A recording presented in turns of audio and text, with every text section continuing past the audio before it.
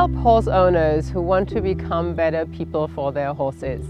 That means they want to understand their horses better, they want to spend harmonious and fear-free time with their horses, and they want to become more confident in what they are doing. The tools that I'm using for that is centered riding, which helps a lot with really using images to understand your body better. I use lots of life coaching. I'm also a life coach, and I use meditation and yoga techniques to really find out what it takes inside of us to really communicate with our horses in a better and deeper way. I've also been a horse lover and rider all my life, and I've been trained in the German dressage system, but I've also worked with French and Spanish dressage trainers. I see dressage as an art form more than what you usually see in sports, and it's so beautiful to connect horse and rider to just become a better team in whatever they do, dressage or trail riding, whatever you do, you want to be safe, you want to be confident, you want to feel good, and you don't need an English saddle for that.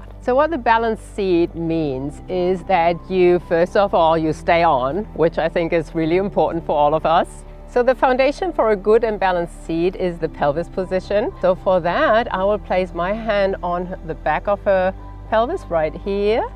And then Caroline, if you would like to put your hand on your abdomen just below your belly button. So when you think of the pelvis as a bowl-shaped structure, picture that bowl filled with water. You hollow the back a little bit, you will actually tip that bowl over a little bit to the front, and all the water will spill out in the front. And then you can tip the pelvis back and the water will spill out in the back. So we want to get the pelvis in the neutral position. That's looking good. How does that feel? I feel like I'm connected.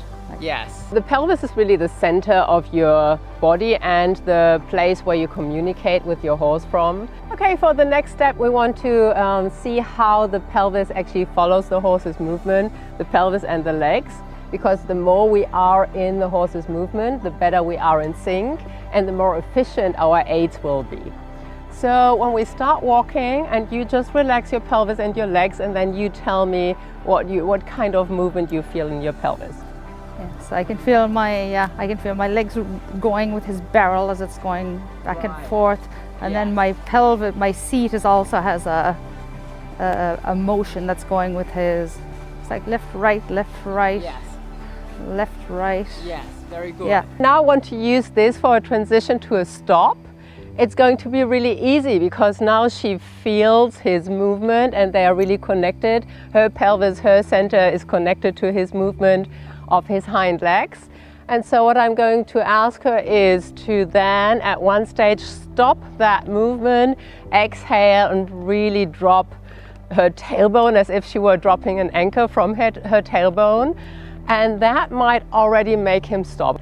You really want to picture when you want to stop. You also have a clear intent what you're really doing. That means you are picturing what you have in mind, the next step that you want to take.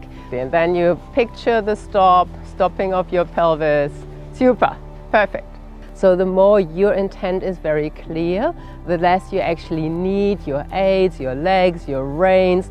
You've probably noticed when you want to work with your horse and you're either really anxious, you're fearful, you're stressed out, you're overly ambitious, all these kinds of things, your horse will actually reflect that back to you. We're going to use that for personal development. I'll give you an example. So if you think of praising your horse, praising is so important because that will really encourage your horse to work with you. So how do you praise your horse?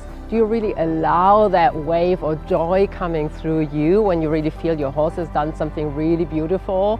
That's my good boy. That's my good boy. Do you allow that to come through? Do you really allow the horse to feel that too? Do you use your voice? Do you feel your enthusiasm, your joy? If not, what's holding you back? Why is it not happening? Because when you're praising your horse, you're also praising yourself. You're a team, the two of you. So you're praising both of you. So what does it bring up for you? That might be holding you back to really feel that joy and really share that with your horse. As you can tell, this is just the beginning. And I would love to talk to you more.